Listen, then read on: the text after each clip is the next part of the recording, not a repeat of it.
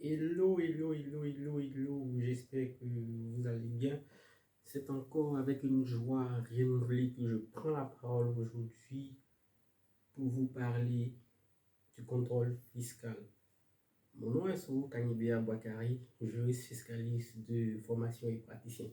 Mais avant de poursuivre, je vous demanderai de lâcher ce pouce, d'activer la cloche pour ceux ou celles qui ne l'ont pas encore fait et de vous abonner à ma page.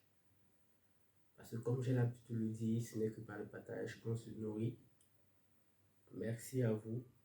Et sans transition aucune, nous débutons. Il sera question aujourd'hui principalement d'un document dont je vais vous parler qui s'appelle la charte du contribuable vérifié. Vous savez aussi bien que moi que le système fiscal ivoirien est un système déclaratif qui donne la latitude aux contribuables de faire ces déclarations, mais par derrière, l'administration se donne le droit, du moins, de vérifier les déclarations de ce dernier. Et dans le cadre de cette vérification, l'administration accepte des droits, mais le contribuable en a également.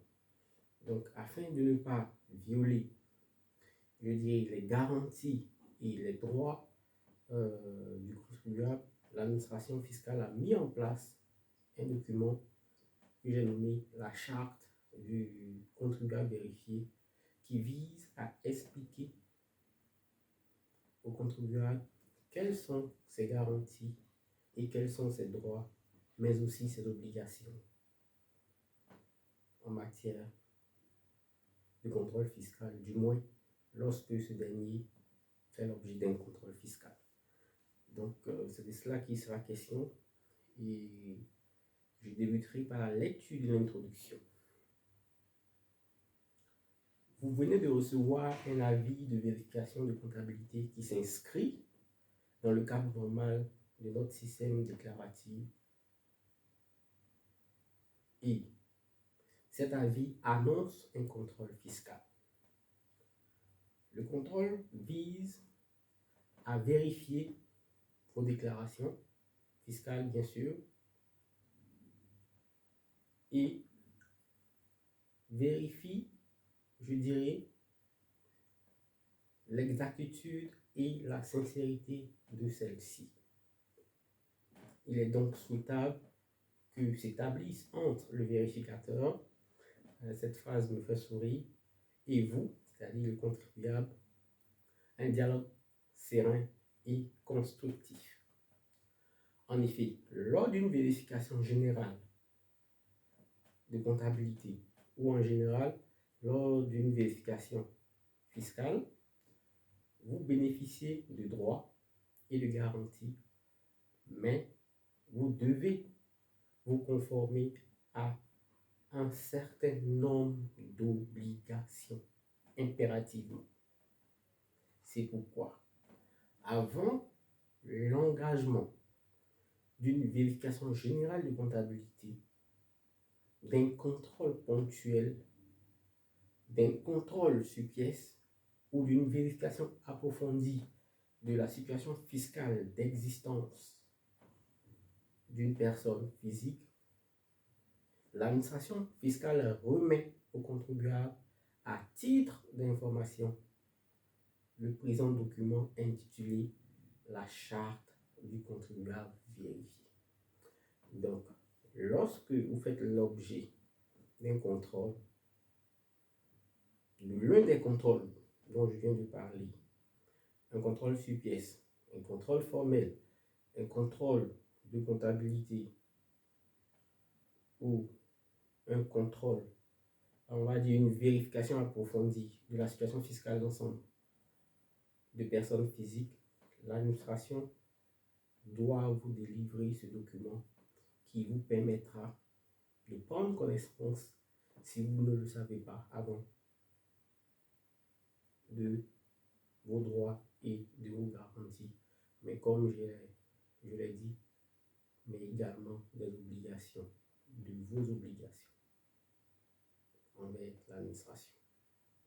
Cette charte a pour objet de vous fournir des indications sur le déroulement de ces contrôles et de préciser vos droits et vos obligations. C'est ce que je viens de dire tantôt. Elle fournit également les informations sur l'ensemble du droit de contrôle de l'administration et sur son droit à procéder à des enquêtes sur place.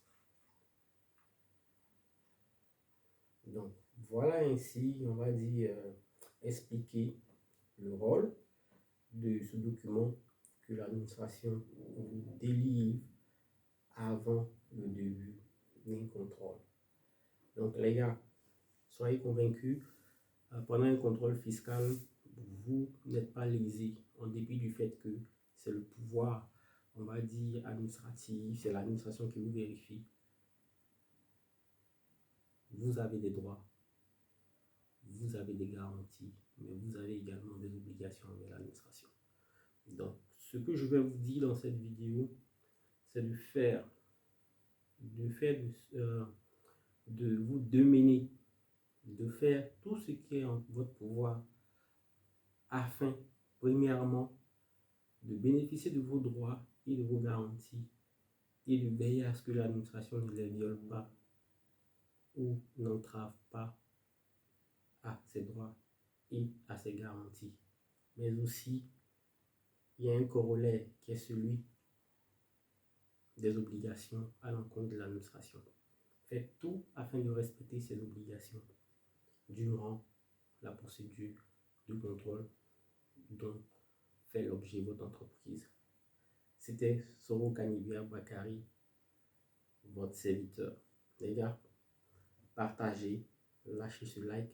Pour tous ceux qui sont intéressés par un développement, je dirais plus en profondeur, n'hésitez surtout pas à me contacter. C'est avec choix que je répondrai à vos préoccupations et à vos requêtes. Ciao, ciao.